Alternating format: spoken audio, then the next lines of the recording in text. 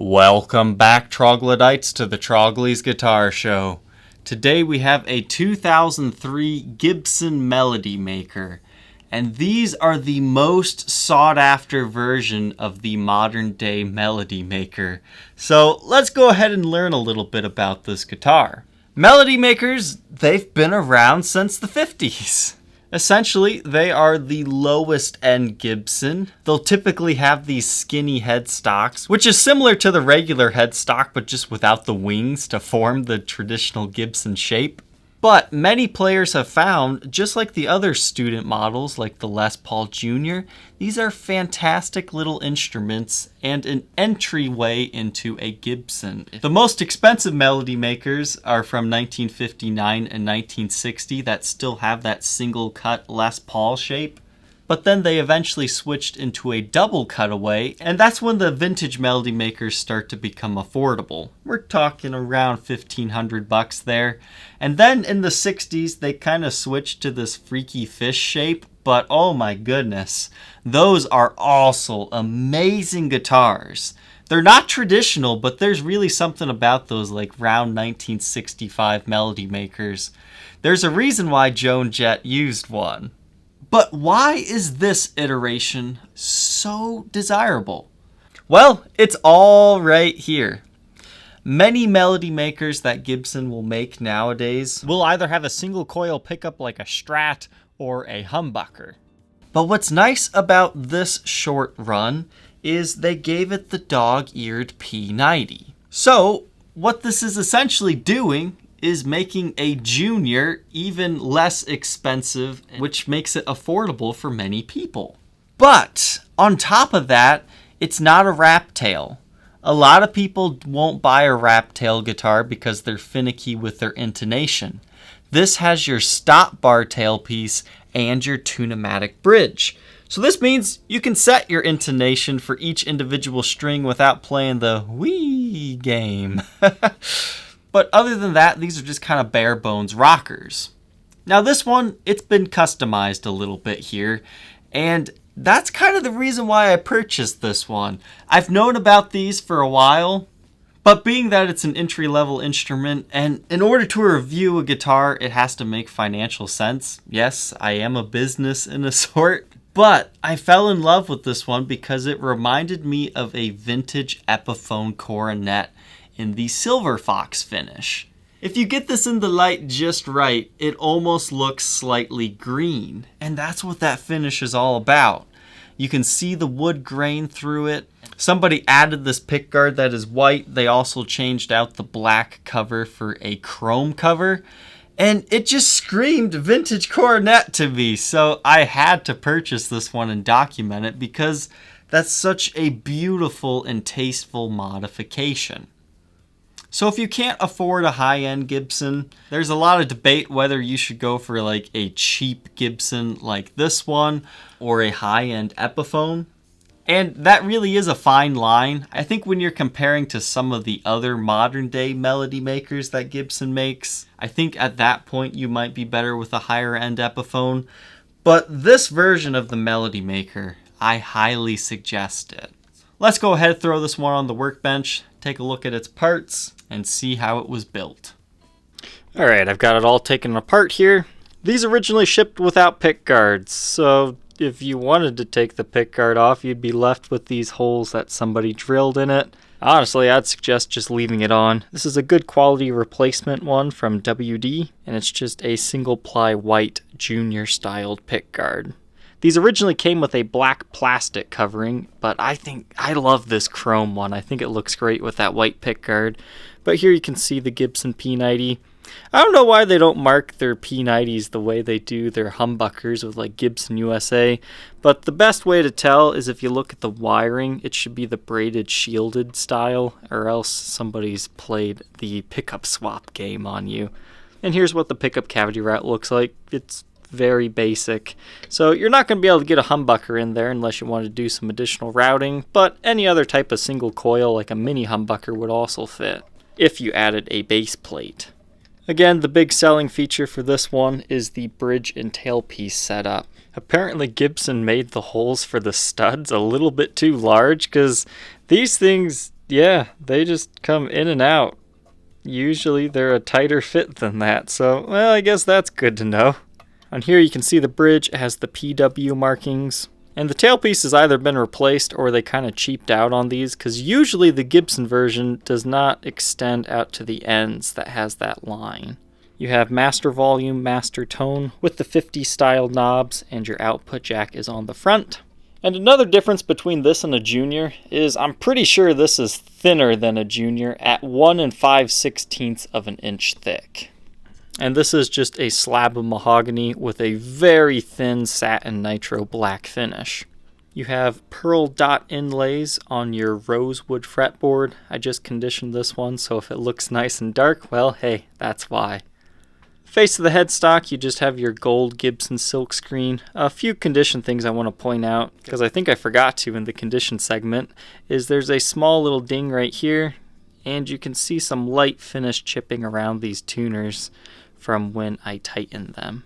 Something else to note is the truss rod does have threads showing above it. That means you have limited adjustability left. It's hard to show, but I mean the neck does have a little bit of relief in it. But it still turns and adjusts. It's just, 5-10 years in the future, you might have to get that reset. So I want you to know about that, because apparently nobody ever likes to disclose stuff like this. These are the screws for the pick guard. Those are the screws for the pickup. And the truss rod cover has been replaced for a multi-ply one instead of the single ply it originally came with. The tuners are your vintage styled white button Gibson Clusen Deluxe tuners. And you have your serial number and Made in USA stamp. The back control plate, you just have a long strip like this, and it's just simply routed. You have 2 Gibson branded pots and your output jack. Very simple. Here you can see the back side of the mahogany body and your mahogany neck here, which has the same thin satin finish. This particular example weighs 6 pounds, 9.3 ounces. Now that we know about this guitar, let's go ahead and hear how it sounds.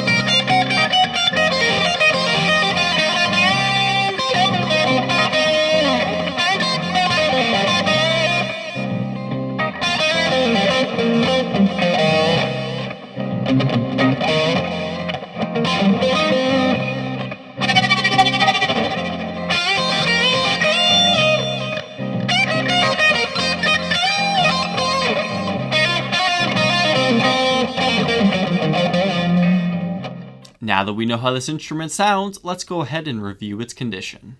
This instrument, it's in pretty good shape. It doesn't have a lot of wear, but there is a very faint smoke odor to it. It's not the kind where, you'll throw it in your room and it's going to stink it up, but it's the kind where you pick the guitar up, you'll go, that's a little smoky. But it's not going to make your hands smell of it all day long either. So if you have allergies, you might not want to buy this one. So face of the headstock, you've got some scratches along the top here. Not a multi-ply truss rod cover.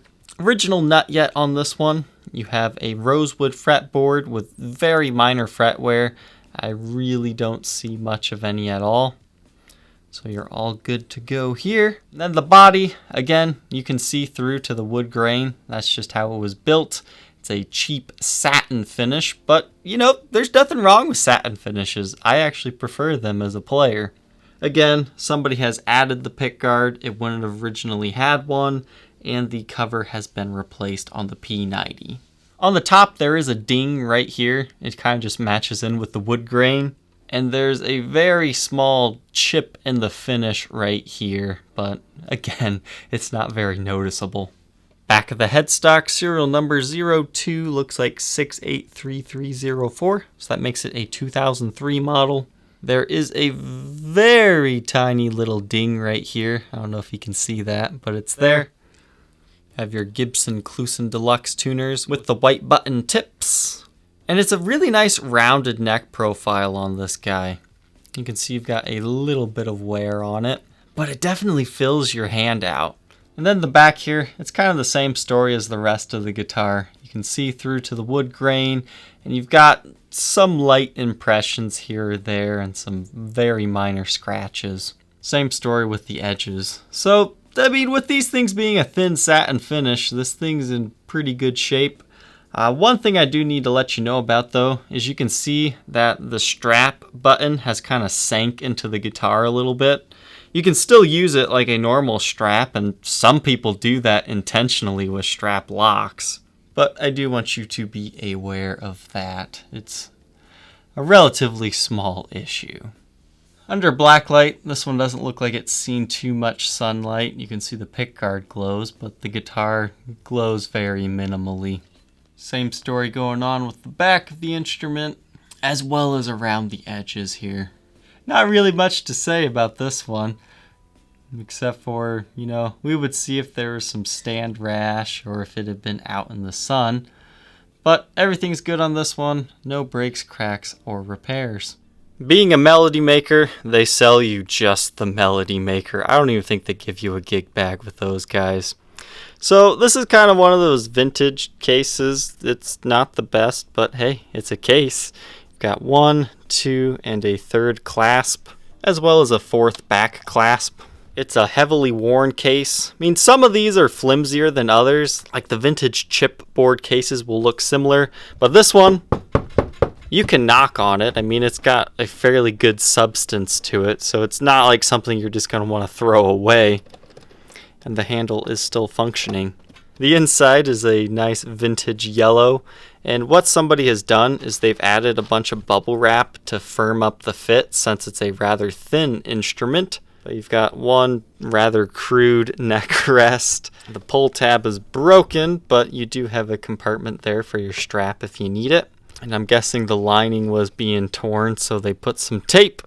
But hey, it's better than, a gig bag and not having a case.